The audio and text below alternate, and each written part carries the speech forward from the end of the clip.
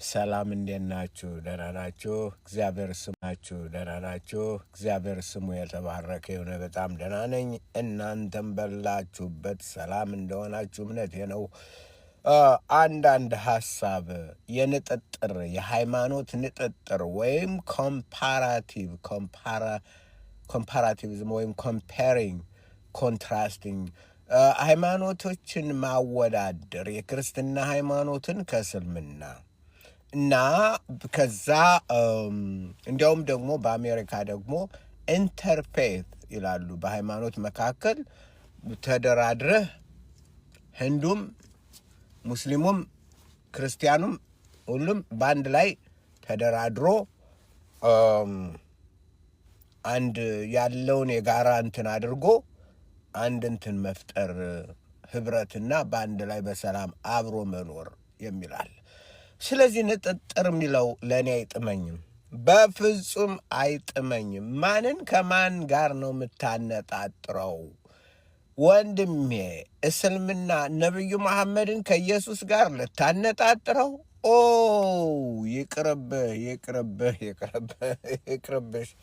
ይቅርብሽ። ኢየሱስ ከማንም ጋር የማይነጣጠር ብቻውን የሆነ ብቻውን ኃያል ጌታ ገናና የሆነ ሞትን ድል ያረገ እኛ ከአሸናፊዎች በላይ ያረገን የእግዚአብሔር ልጅ ኢየሱስ ከማንም ሌቱን ሁሉ እንደ ጅብ ሴት እየፈለገ እንትን ከሚል ጋር አይወዳደርም። ኢየሱስ በፍጹም በአፍንጫዬ ይውጣ፣ በአፍንጫዬ ብሎ ይውጣ አላረገውም። ኢየሱስ ብቻውን ገናና የሆነ ብቻውን ሞት ያሸነፈ ብቻውን የላቀ እሱ ነው። ስለዚህ ማንንም አናነጣጥርም። ደግሞስ ሙስሊም ማለት እኮ ለሴክስ የተፈጠረ ማለት ነው። ሙስሊም ማለት ምን ማለት ነው? ሴክስ ነው። በጭንቅላቱ ሃይማኖቱ ያስቀመጠለት ሴክስ ነው። በጀና ሄደ። ዋው 72 ሴቶች እየተቀያየርክ አንዷ ሴት ጋር ምተኛው በአንዴ ተኝተህ ልክ ሴክስ ስታረግ 70 ዓመት ይወስዳል። ዋው 72 አለ። ደግሞም 82,000 እንቁም ይመስሉ እንደ እንትን የሚያበሩ ወጣቶች ይሰጡሃል። እዛ ለምን እንደሚሰጡ ባናውቀውም ነብዩ መሐመድ አላህ ያውቀው፣ አላሁ አለም፣ አላህ ያውቀዋል። ስለዚህ እስልምና ሴክስ ነው። መጨረሻው ምንድን ነው? ሴክስ በቃ እንትን ነው፣ ግብረ ስጋ ግንኙነት ነው። የእስልምና መሰረቱ፣ መጀመሪያው፣ መሃሉ፣ መደምደሚያው፣ መጨረሻው በመንግስተ ሰማያት ገንዘብ እየከፈልክ ሴክስ ታረጋል። መንግስተ ሰማያት እንኳን አይደለም። ምን የሰማይ መንግስት፣ የሴክስ መንግስት መንግስተ ሴክስ ብንለው ይሻላል። በመሐመዱ መንግስተ ሴክስ በቃ ሄደህ ገዝተህ አምጥተህ መተኛት ነው። ስዕሉ እንትን አድርገህ መተኛት ነው። መጠጣት ካልክ ደግሞ የወይን እንትን ወንዝ አለ። እኔን ሰካራም ይሉኛል፣ ይገርመኛል። ሄዶ ሊጠጣ ለዘላለም አሁን በጣም ይገርማል። ስለዚህ አይታረቅም። አንቺ የዘላለም ህይወት፣ የዘላለም ቅድስና፣ የዘላለም በረከት፣ የዘላለም ኃይል፣ የዘላለም ጉልበት፣ የዘላለም ቅዱሱ አምላክ ለዘላለም ከሚኖረው ከሱ ጋር እኖራለሁ፣ እሰግዳለሁ፣ አከብራለሁ። አይን ያላየው በሰው ልብ ያልታሰበ በሰው ልብ ጆሮ ያልገባ ልዩ እግዚአብሔር ይሰጠናል። እግዚአብሔርን ለሚወዱት ያዘጋጀላቸው እንደተባለው ያ ትልቅ ነገርኛ ሲጠብቀን እዚህ ላይ ተከራክረን ኖ በሰማይ አንተ አላሁ በጀና ሴክስ ይጠብቃል። አልፈልግም፣ ሴክስ አልፈልግም ያለሳ ቦታ የለውም። መንግስተ ሰማያት ደግሞ የቅድስና ቦታ በጣም ቅዱሱ እግዚአብሔር ጋር ቅዱሳን ሆነን የምንኖርበት እንጂ ከሚያረክሰው አላህ ጋር ርኩሳን ሆነን ልንኖር አልተጠራንም። ስለዚህ መጣር ያለብን፣ መቆም ያለብን፣ መታገል ያለብን እውነት የሆነውን ሕይወት የሆነውን ዘላለማዊ የሆነውን ኢየሱስ ክርስቶስን አውቀን ለነሱ ለማሳወቅ መጣር እንጂ የሚነጣጠር የለንም። ጨለማና ብርሃን በምንም አይነት አይነጣጠሩም። ኢየሱስ የዘላለም ጨለማ ነው። በእርሱ ሕይወት ነበረች፣ ሕይወቱም ለሰዎች ብርሃን ነበረች። ብርሃን ይበራል፣ ጨለማም አላሸነፈውም ተብሎ በዮሐንስ ወንጌል ላይ ምዕራፍ 1 ላይ እንደተጻፈው እኔ የሕይወት ብርሃን ነኝ፣ የሚከተለኝ ሁሉ የሕይወት ብርሃን ይሆንለታል እንጂ በጨለማ አይመላለስም። እኔ የዓለም ብርሃን ነኝ ያለው የዓለም ብርሃን የሆነው ጌታ ኢየሱስ እሱ የዘላለም መድኃኒታችን፣ የዘላለም ተስፋችን፣ የዘላለም ጉልበታችን፣ የዘላለም ኃይላችን ነው፣ መዳኛችን ነው። ስለዚህ ምናነጣጥረው ነገር የለም፣ ምናመሻምሸው ነገር የለም። ጨለማና ብርሃን አንድ ላይ አብሮ ሊሄድ አይችልም፣ ሊወዳደርም አይችልም። ኢየሱስ ብርሃን ነው፣ ሙሐመድ ጨለማ ነው።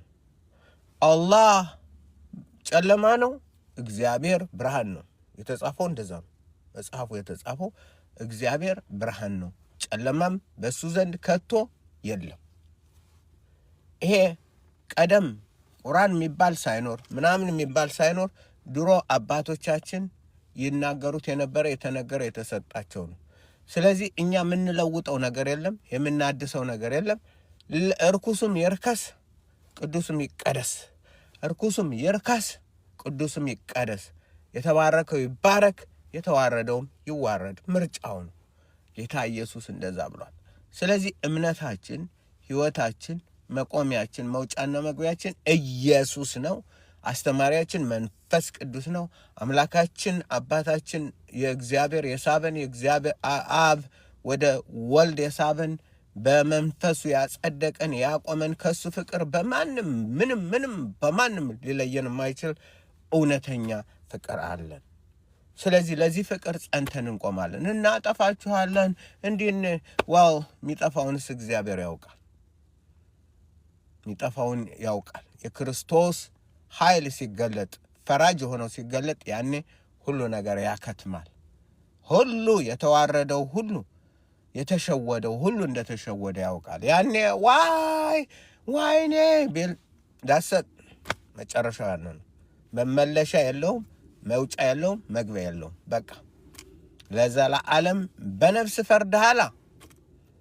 አላህ አታለለህ፣ ተታለልክ። ማንም እንዳያታልላችሁ ተጠንቀቁ የተባል ነው። ስለዚህ እኛ ክርስቶስን በማወቅ በክርስቶስ በመማር የክርስቶስን ትምህርት ተግባራዊ በማድረግ በሱ በመኖር ወደፊት ልንገሰግስ ነው የተገባል። ከማንም አላህና ኢየሱስ አይወዳደሩም። አላህና እግዚአብሔር አይወዳደሩም። ኢየሱስና መሐመድ አይወዳደሩም። ምንም ኢየሱስ ለምን መሰል የለውም? ለምንድን ነው? ኢየሱስ መሰል የለውም። የሞተልን የወደደን የጠፉትን ሊፈልግና ሊያድን የመጣ እሱ ነው። ሕይወቱን ሰጠ እንጂ ይሄ ሴት ሊለቃቅም የመጣ ሁሉ የነብዩ አይን ካረፈባት ባሏ ተሎ ብሎ ይፍታት፣ ነብዩ እንዲተኟት። ለምን? አላሁ አለም፣ አላህ ነው የሚያውቀው። ምክንያቱም ነብይ ናቸው። እግዚአብሔር አንድም ነብይ በ1600 ዓመት አንድም ነብይ ልዩ እንትን የሰጠው የለም። እግዚአብሔር ልዩ ቦታ ነብይ በመሆኑ እኛም ያውነን። አምላካችን ይሄው ነው። መድኃኒታችን፣ ተስፋችን፣ ኃይልና ጉልበታችን ነው። ስለዚህ በሱ በመዳን በሱ በመቆም በሱ ድል እናደርጋለን። የጨለማውን ኃይል ሁሉ እናሸንፋለን። ምክንያቱም በክርስቶስ ከአሸናፊዎች እንበልጣለን። እና አትከራከሩ ሴክስ ከሚፈልጉ ጋር።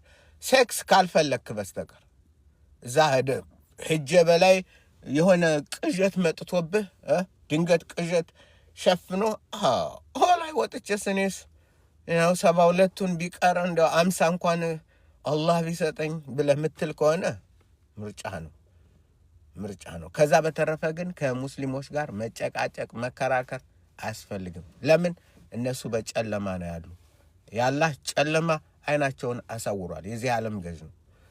እኛ ደግሞ ክርስቶስ ብርሃን ከፍ ብሎ በርቶልናል። በመስቀሉ ፍቅሩን አይተናል። ወደፊት እንገሰግሳለን። እሱ እስኪመጣ ድረስ ለእነሱም እየጸለይን ለሚያሳድዱን ሁሉ እየጸለይን በርትተን ቁመን ጌታን እንጠባበቃለን። እርሱ ይመጣል፣ ሲመጣም ያድነናል። ደህና ሁኑ። ጌታ ከእናንተ ጋር ይሁን።